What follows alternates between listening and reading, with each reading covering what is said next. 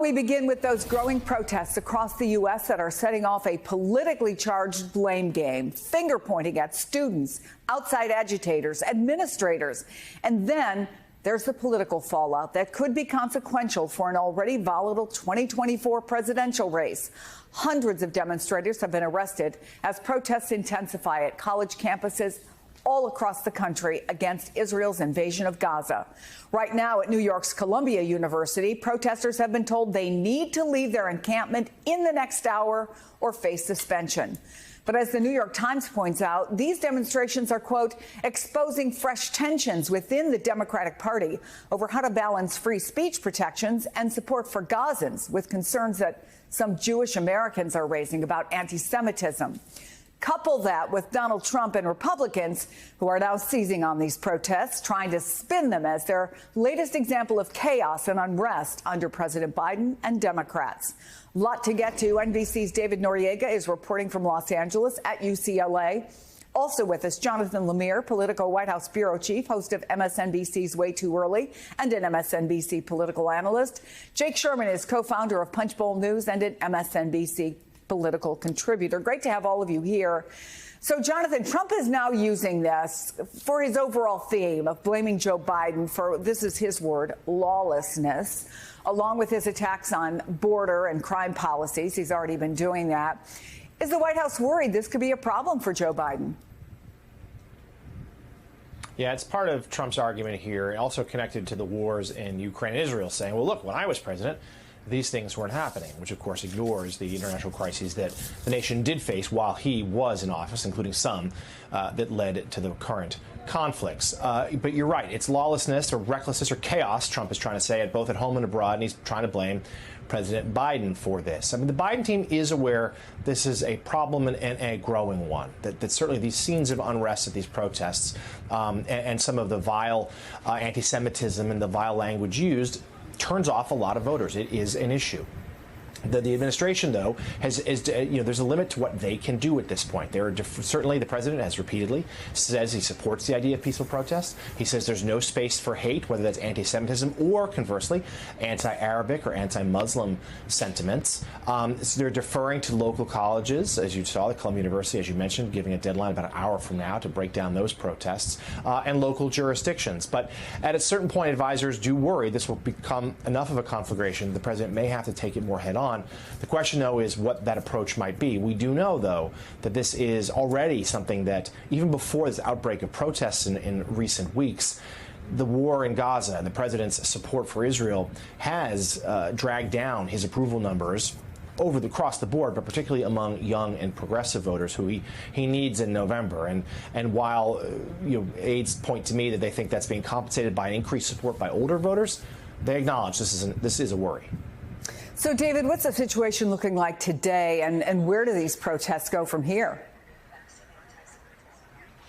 Chris, so I'm at UCLA right now, and this encampment that you see behind me has grown really dramatically in the days since I've been covering this. I would say it's at least tripled or quadrupled in size.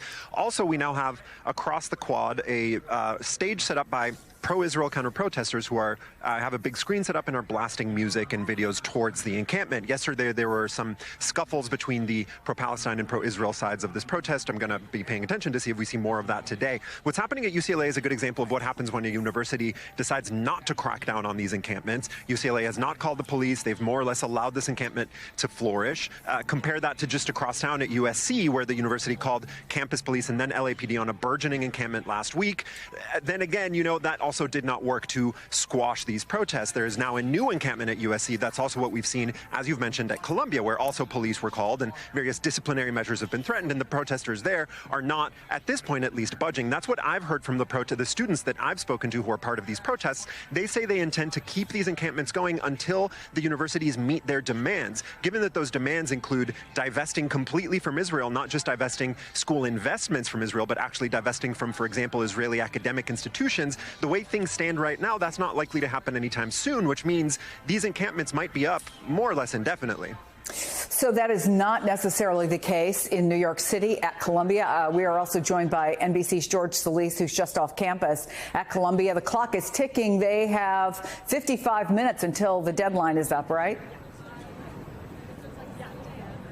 Yeah, that's right, Chris. And what that exactly looks like and what that means remains to be seen. But one thing that immediately caught our attention here as we arrived on campus, the presence of the NYPD. Moments ago, we saw a good gaggle of officers arrive here outside of the gate, unclear, and it does remain to be seen if they will actually enter campus. Keep in mind, this comes as the university has repeatedly said they will not allow the NYPD back on campus after the initial arrests and their presence there when those hundreds of students were arrested. So again, very interesting to see, and it's definitely caught the attention of all of the local, national, and international media that has been following this story. So I can see some of the command posts here, some of the officers here off in the distance, again, sort of staging around the perimeter, waiting to see what will happen at 2 p.m. And earlier this morning, President Monique Shafuk issuing another letter sort of detailing what has happened. They have been silent here over the weekend. I was here covering some of the protests. One thing we noticed immediately, Chris, was that the barricades that were outside, the NYPD barricades, were removed over the weekend. So again, now you have the presence here, no sign that those barricades will go up. But in her letter, she did say this: with classes now concluding, it represents a noisy distraction for our students studying for exams and for everyone trying to complete the academic year. She goes on to say, we want to reassure our community who are trying to make plans that we will indeed hold a commencement. And obviously, that's been a very big lingering question there. As you enter the campus and look at what's happening around the encampment, there are things that signal that a commencement will happen on Columbia's grounds. She goes on to say, for all the reasons above, we urge those in the encampment to voluntarily disperse, adding that they're obviously trying to have more discussions, saying that these negotiations with the student protesters and calls for divestment will not happen. So again, the clock now ticking here. We're in about an hour or so, Chris. We're going to see what this actually looks like, what it means for these protesters, for this encampment, and how the NYPD's presence here may alter or impact any of it. So obviously, Jake, a potentially volatile situation. And again, you know, when Donald Trump talks about lawlessness and chaos, can Republicans be far behind? What are you hearing on Capitol Hill? Well, Chris, last week I was with Mike Johnson, the Speaker of the House, at Columbia. So he has already taken this issue head on and has taken this issue on the road in New York. I mean, traveling up to New York for the Speaker of the House, who lives in Louisiana and works in Washington. So no small thing there. But listen, this week, let me take a step back. Congress is always intense when it comes to Middle East politics, period, even when things are going well. But now we're at a whole different level here. And on the floor this week, the floor of the House of Representatives, Congress is going to be voting on tweaking the definition of anti-Semitism that the government should use. That's a Republican bill, but there's going to be Democrats who vote for it. And I will say, Chris, just down the road from here, GW, George Washington University, maybe 2 miles from the Capitol, 3 miles, there is an encampment of over 200 people.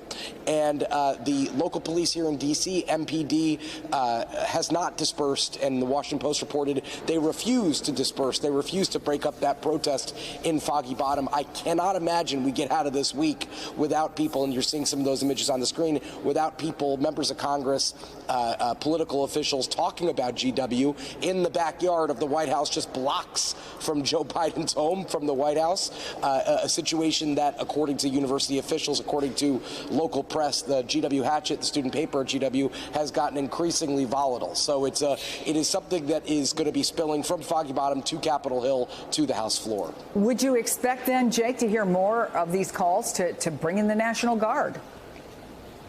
Yeah, I can tell you there's a certain, I don't know about hesitation, but there's definitely among Mike Johnson, who said the National Guard should be brought to Columbia.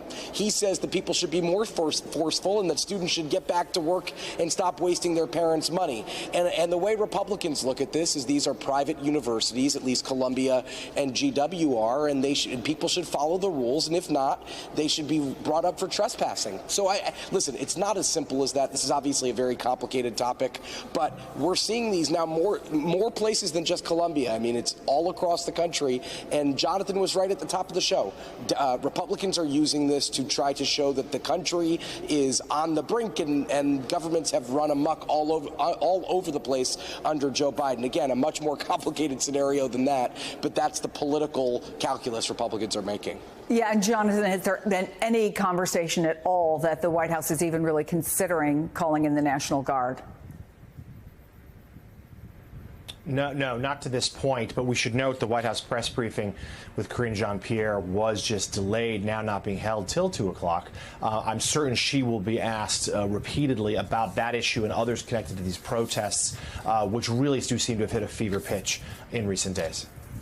David Noriega, George Solis, Jonathan Lemire, thank you. Jake Sherman as well.